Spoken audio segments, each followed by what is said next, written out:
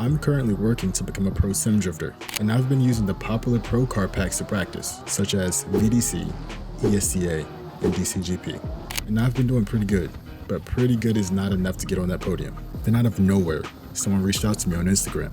Their Instagram handle is JW Performance, and I've driven a lot of his car mods. And he reached out to me, basically saying he liked the content I was putting out and wanted to build me my own personal car to help me better my progress. And I was so grateful that he reached out to me to do this. And of course I said yes. And we messaged back and forth, him asking questions like, what do I want the overall vibe to be like? Or the bidicated rims.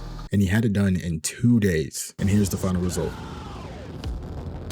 It's the S15 with the Origin Lab Racing Line body kit. But the coolest thing about it is the engine. I'm gonna rev it, and I want you to guess what it is.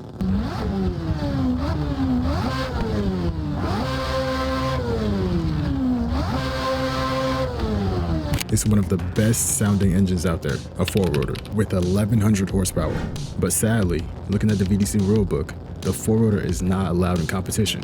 So look at this as version 1 of the car, because I will have to change a few things about it. And I don't know what engine to choose yet, so let me know in the comments below what you think I should go with.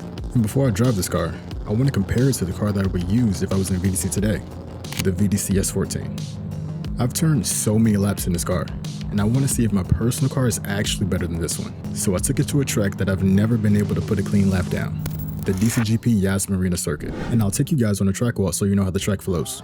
You go through the chicane, you shift 2, 3, 4, first outer zone, you drive through to the first inner clip, then you have the second inner clip, drive across the track to the second outer zone. And this is the outer zone that I've never been able to get right. It's so weird. I've never really seen an outer zone like this before. The third outer zone, it's a weird curve to it, and I usually end up flying off track. Then you come around these cones, then a weird inner clip I've never seen before, or an inner zone more so, then the final outer zone on the wall, across the finish line. Now first lap out, I had a pretty good entry, but didn't have enough speed to get around the first inner clip. Transitioned way too hard for the second inner clip and missed the second outer zone. And this completely messed up my line coming into the third outer zone, causing me to go flying off track, just like I said I would. Next lap out, I tried fixing my entry with the handbrake, and this kind of fixed my line, but I had a huge correction coming into the first inner clip. Hit the second inner clip, but still missed the second outer zone. I had a better line coming into the third outer zone, but I had way too much speed and went flying off track. And then I realized something. This third outer zone starts off normal. As you get further into the zone, the curve becomes even more intense. And I realized this happens at these 3 cones. So if I'm able to use these 3 cones as a reference point to start pouring on more angle, I should be able to stay in the zone. A few laps later, I had a great line coming into the third outer zone, and I just threw as much angle as I could and stayed on the throttle. But this made me miss the middle section of the zone and then get back in it towards the end of it. And this is the first time I've gotten through that zone without going off track. Many failed attempts later, I got this lap. Coming into the entry, I did a big flick and pulled the handbrake to settle the car and hit inner clip 1. Did a slow transition to hit inner clip 2 and had a perfect line for outer zone 2. Transition for the third outer zone and was perfect through the first half, but went 2 wheels off during the second.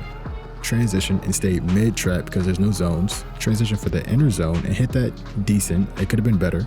Then transition for the outer zone. Could have been closer in the beginning, then hit the wall at the end. This was by far my best run ever on this track, hands down. But I still made so many mistakes, and instead of trying to perfect those mistakes, I decided to hop in my car to see if it actually made me any better or if it was a waste of time. Coming up to the entry in the 4-rotor S15, I didn't throw enough angle at it, which made me hit inner clip 1 a little weird and messed up my line coming into inner clip 2, but absolutely nailed outer zone 2. Had the perfect line coming into outer zone 3 and was feeling it completely, but then I added too much angle and almost over-rotated. My first impressions of the car was that it was very smooth. I don't know if this was just placebo of how excited I was to finally have my own car, but it just felt so dialed, especially with how smooth the power band is when you get on power. Next lap out, I had a great line coming into outer zone 2. Transition for outer zone 3 and nearly filled it perfectly, but still was a little off of the middle section. Next lap out, coming into the third outer zone, I tried using the handbrake, and this did help me set the car up, but made me lose way too much speed, causing me to exit the zone too early. Then I finally got a clean lap. Nailed the entry with a perfect line into inner clip 1 and inner clip 2, nailed outer zone 2, and this time immediately started transitioning after the outer zone. This allowed me to use the momentum instead of driving out to the third outer zone, and absolutely nailed outer zone 3. Hit the inner zone perfectly, and had the perfect line and the perfect transition for the final outer zone on the wall. This was by far my best run, and I felt so good in this car. I felt absolutely dialed. But I wanted to do one more thing. I wanted to test it in a tandem battle situation, but I couldn't go online because this is a private car. So I loaded a virtual steward and used the run that I just put down as a lead. First lap out, I did not go enough track left on entry, which made my entry a little weird, and I had to pull the handbrake. I was way too far inside, but by end of clip 2 I caught up, matched the exact angle through outer zone 2, transitioned and realized I was too far inside, so I pulled the handbrake to get out wider. This allowed me to get back on the lead car's line. Had a pretty good transition around the cones, but then transitioned way too far inside and didn't know what to do, so I transitioned way too early and hit the lead car. Next lap out, I had a way better entry. Didn't have to use the handbrake and used the foot brake to get out wider. Then coming into the second inner clip, I threw way too much angle, but somehow saved it. Coming into the third outer zone, I was a little behind, but caught up about halfway through. Gave space for the transition, but then transitioned way too early again. I was too far track right. But something that caught my eye during this run is how much angle I was able to hold coming into outer zone 2. I mean, I was at full lock and didn't have to use the clutch at all. I was on the throttle the whole time, and I've never been able to do that in any other car. Usually, with that much angle, I would have to hold the clutch until the car came back, which would cause me to lose a lot of speed and get left behind.